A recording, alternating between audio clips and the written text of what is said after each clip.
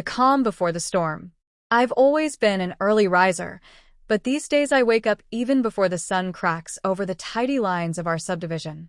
The mornings are quiet here, except for the hush of sprinklers whispering across perfect green lawns, each blade cut with military precision to meet HOA standards. The air smells like dew and freshly cut grass, and the neighborhood looks like something out of a brochure. American flags, white fences, two-car garages lined up like teeth. My wife, Maya, moves around the kitchen with soft steps, humming under her breath as she pours her coffee. She loves her small patch of marigolds near the mailbox, bright orange petals catching the light, and she spends 10 minutes each morning trimming dead leaves or pulling stray weeds. She says it keeps her centered, especially after moving here to build our peace. We've worked hard for this quiet, for the safety of tree-lined streets and the illusion of neighborly smiles. I walk the dog while Maya tends to the flowers, giving a polite nod to Mr. Jacobs, who jogs by wearing an HOA security vest and pretending not to watch us too closely. Most of the neighbors wave, though some look past us like we're transparent. You notice those things when you're one of the few black families in a suburb that prides itself on order. It's not always words, but the glances that last too long. The way conversations pause when you approach, like people are checking a box in their heads. Oh, they live here. Still, it's peaceful, I tell myself. A few weeks back, Maya found a yellow slip taped to our door about the trash cans being visible from the street. She laughed, showing it to me while we ate dinner, the overhead light reflecting off the formica as we shared leftover pasta. We'll move them, I guess, she said, trying to shrug it off. We did. The next day, the slip was gone. The next week, it was a note about the flower bed being outside approved dimensions. Another slip about a hose being left coiled under the spigot. Small things, things you could ignore, like a mosquito buzzing near your ear on a summer night. One morning, Maya came inside from the garden with her lips pressed together. I was making eggs, flipping them with a careful wrist, and I could tell by her eyes that something had happened. "What's wrong?" I asked. She hesitated, brushing dirt off her fingers, then said, "Nothing, just that HOA guy, the one in the vest." He stopped and stared while I was pulling weeds. Didn't say anything, just stood there, writing in his little notebook. I felt something tighten in my chest. "Did he say anything to you?" "No," she said, forcing a smile. "Just looked." We didn't talk about it again, but I saw the way she glanced toward the street before she stepped outside now, making sure no one was standing there before she knelt by her marigolds. The days rolled on, predictable and soft around the edges, but every now and then, I'd catch the HOA truck crawling down the street, slow as a shadow, windows rolled down, eyes flickering over every yard. Once, they stopped in front of our house for longer than they needed to, pointing at the garden, at the mailbox, at the hose neatly coiled near the driveway. They wrote something down before driving off. The sky was clear, but something felt heavy in the air. Like the calm before a storm you can't quite see, but you know it's there, waiting behind the clouds. At night, Maya and I would sit on the back porch, sipping tea, letting the summer air brush over us. We'd listen to the cicadas and the distant hum of cars on the highway, telling ourselves we'd made it, that this was what we'd worked for. And it was. But even in the quiet, I could feel it, the eyes on us, the rules creeping closer like vines, and the sense that peace in a place like this could be taken from you with a slip of paper taped to your door, or a man with a vest and a notebook who decided your flowers were a problem. We told ourselves it was small, just HOA nonsense. But deep down, I think we both knew. It was only a matter of time before they made it personal. Lines are crossed. It was a Wednesday morning when the knock came. Maya was out front, tending to her marigolds like she always did, sun hat shading her face, the air still cool with the last breath of dawn. I was inside, lacing my boots for work, when I heard her voice, tight, forced polite, floating through the open window. "Good morning," she said. A man answered, his voice flat, official. "Ma'am, do you have authorization for this flower bed expansion?" I stepped onto the porch, the screen door creaking behind me. Two men stood on the walkway, both wearing those HOA vests that made them look like they were on some kind of power trip they didn't earn. Clipboards in hand, sunglasses on, like they were patrolling a war zone instead of a row of pastel-colored homes with tidy lawns. Maya's hands were shaking, just a little, clutching her gloves. I cleared my throat. "Something wrong, gentlemen?" They turned, sizing me up in a single sweep. I've seen that look before, the pause, the calculation. I'm taller than most, shoulders broad, the kind of presence that makes people think twice before stepping out of line. But their eyes flickered to Maya, then back to me, and I could feel it.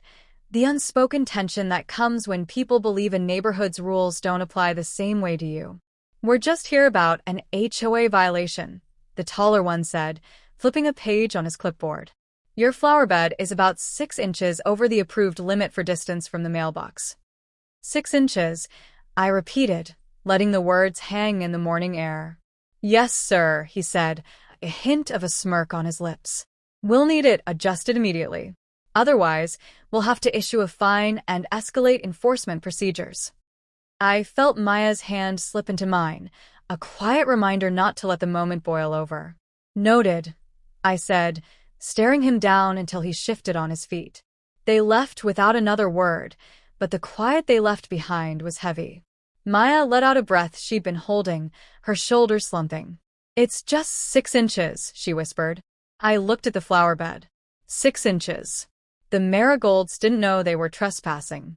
They just reached for the sun, bright and alive, growing wherever the light touched them. That week, it wasn't just one visit. The HOA truck parked across the street for an hour at a time, engine idling, windows cracked just enough for eyes to peer through. Maya would step out to water the plants, and the engine would rev, the truck inching forward, only to stop again. It was like they wanted her to know they were watching. On Thursday, I came home early and found Maya standing in the driveway, tears streaking her cheeks. One of the enforcers had stopped her again, telling her in a clipped voice that noncompliance would lead to further action. She told me he leaned in close, too close, his breath sour, telling her, "This is a community with standards." I clenched my jaw so hard it hurt. That night, we sat at the kitchen table, the yellow slips spread out like a deck of accusations between us. Trash can placement, hose visibility, grass height, the flower bed. Each one a paper cut, small on its own, but together they stung deep. "I don't understand why they're doing this," Maya said, her voice cracking. "It's just flowers." I took her hand, squeezing it gently. "It's not about the flowers." She looked at me, the fear and frustration in her eyes mixing with something else. Anger. The neighborhood seemed to notice, too. I'd see curtains shift as I walked the dog, the HOA truck following slow. Neighbors who used to wave now offered tight smiles, quickly ducking inside. The mail came with more warnings, more threats of fines and legal escalation, signed with the cold, digital signature of the HOA president. A storm was building in the middle of our picture-perfect suburb, the kind you can feel in your bones before the clouds even darken the sky. We tried to keep living, keep ignoring, but it's hard to ignore someone who is determined to remind you every day that you don't fully belong, that they can take what you've built, one fine at a time, one note at a time, one forced apology at a time. One morning, I watched from the window as Maya bent to pull a weed, her movements careful, almost hesitant. The HOA truck rolled by, slowing as it passed. The driver stared at her, then at me in the window. Our eyes met, and he didn't look away. It was a challenge, a reminder. That's when I knew it wouldn't stop. Not unless I made it stop. Because this wasn't about a flower bed anymore. It was about control. It was about power. And they were about to remember exactly who the hell I am. Then I reminded them who the hell I am. I didn't plan it, but the moment found me anyway. It was a Saturday, the kind of morning that should have smelled like coffee and grass clippings, with Maya's laughter in the background while I washed the car.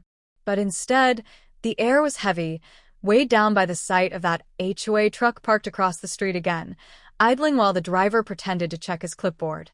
Maya tried to ignore it, stepping carefully around her marigolds, eyes down. shoulders tense under her light sweater even though it was already warm. She kept glancing over, lips pressed tight, as if waiting for them to say something. They didn't wait long. Two of them stepped out, the same enforcers as before, one tall, broad-shouldered with cheap sunglasses, the other wiry, holding a phone ready, recording like they were building a case for war. They crossed the street slowly, deliberately, boots crunching on the gravel. I saw the moment Maya froze, watering can in hand, water dripping onto the driveway in a dark stain. She turned as they approached, and I saw her force a smile, the kind she used when she didn't want to be afraid, but was. "Ma'am, we've already issued multiple notices," the tall one said, his voice carrying over the quiet street. "Your flower bed is in violation. We've given you more than enough time." Maya's fingers clenched around the watering can. We moved the bricks back. "It's within the line now." He smirked, shaking his head. "Not according to our measurements." That's when I stepped forward, closing the gap in 3 steady strides. The sunlight hit my back, throwing my shadow long across the driveway, reaching past Maya, past the marigolds, toward the men who thought intimidation was a game they could keep winning. "Is there a problem here?"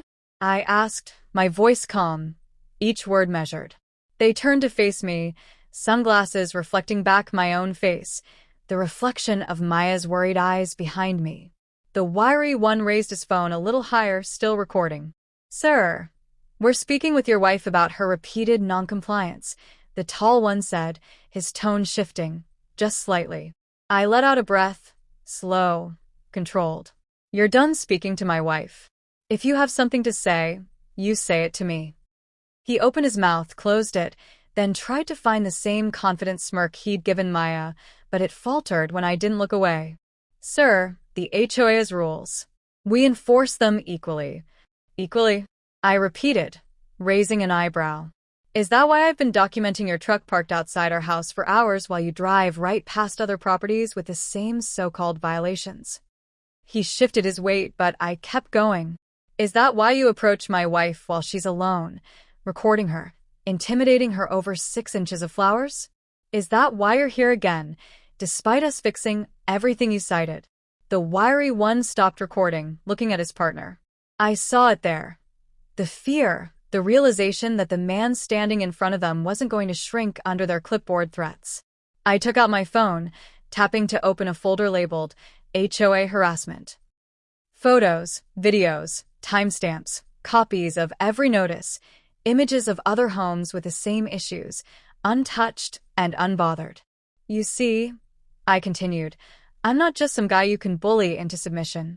I'm a civil rights attorney. I've handled cases exactly like this, and I know the Fair Housing Act inside out. I know discrimination when I see it, and I know how to prove patterns." Their faces tightened, jaws clenching. I could almost hear the neighborhood holding its breath as curtains twitched and neighbors peeked out, pretending not to watch. "And here's the thing," I said, leaning in just enough to let them see I wasn't afraid. "I have all the time and resources in the world to make this your problem. You will leave my wife alone. You will stop targeting us. Or the next time we speak, it will be with a judge present, and your HOA will learn how expensive discrimination and harassment can get." The wiry one swallowed hard, glancing around as if looking for an escape. The tall one cleared his throat, trying to salvage his pride. "We're just doing our jobs, sir." "No," I said, stepping back to stand beside Maya, wrapping an arm around her shoulders. "You're harassing us. And now you're done." For a moment, no one moved.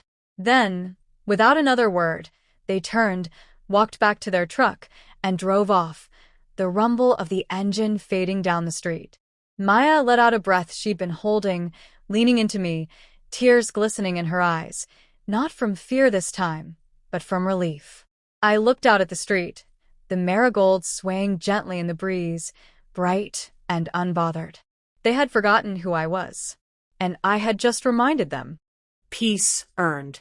After that day, the HOA truck didn't park outside our house anymore. It still drove past, slow and watchful, but the men inside didn't stop, didn't pull out clipboards, didn't step out onto our driveway like they owned the concrete. It was quiet, but not the kind of quiet you get for free. It was the quiet you earn when you stand up and remind people you're not afraid. I kept documenting everything. Every drive-by, every HOA email, every random property check in the neighborhood. I sent a formal letter to the HOA board, citing the Fair Housing Act and detailing the harassment pattern, including photos of other houses with similar violations that were never cited. The letter was precise, measured, and impossible to ignore. I copied the State Housing Authority, too. Within a week, we received an HOA email, strangely polite, stating that upon review, our flower bed was in compliance and no further action would be taken. No apology, of course, just bureaucratic language trying to save face. But the message was clear. They were backing down. Maya stood by the window when the email came, the morning light spilling over her marigolds, making them glow like small suns against the dewy grass. She turned, her eyes meeting mine, relief softening the tight lines that had crept into her face these past weeks. "We can finally breathe, can't we?" she said, almost afraid to believe it. I pulled her close, feeling her heartbeat steady against my chest. Yeah. We can. The neighborhood felt different after that. Neighbors who used to glance away began waving again, cautious but present. Some came over, talking about the weather, about garbage pickup schedules, about how crazy the HOA can be. They didn't mention what happened, but I could see it in their eyes. They knew. Some respected it. Others were just relieved it wasn't them. I kept walking the dog, holding my head high, letting people see me, letting them see us. A few weeks later, we attended the HOA meeting. It was in the clubhouse, a small room that smelled like cheap coffee and carpet cleaner, folding chairs arranged in neat rows under fluorescent lights. I stood up when public comments opened, Maya beside me, her hand resting on my arm. "My name is Jordan," I said, my voice steady, calm, filling the small room. "I live on Maple Lane. You know who I am." A few people shifted in their seats, avoiding my gaze. Others watched, waiting. "I'm here to remind this board that community standards do not override federal law, and they do not override decency. My family deserves the same peace and respect you give everyone else here. We are done being singled out." I paused, letting the silence settle. "I will hold you accountable for ensuring this community is safe for every family, regardless of what we look like or where we come from. And if you fail to do that, I will ensure it becomes very expensive for you." A few people clapped softly, breaking the tension. The board president nodded stiffly, making a note on his paper, the message received. When we got home that evening, the sky was painted with streaks of orange and lavender, the heat of the day finally giving way to a soft breeze. Maya knelt by her marigolds, checking the leaves, gently pruning the dead heads so the new blooms could thrive. I stood there for a moment, watching her, the quiet hum of cicadas rising around us, the distant laughter of children playing a few houses down, the soft bark of our dog as he chased a butterfly across the yard. This was the life we built. A life worth protecting. Because here's the truth.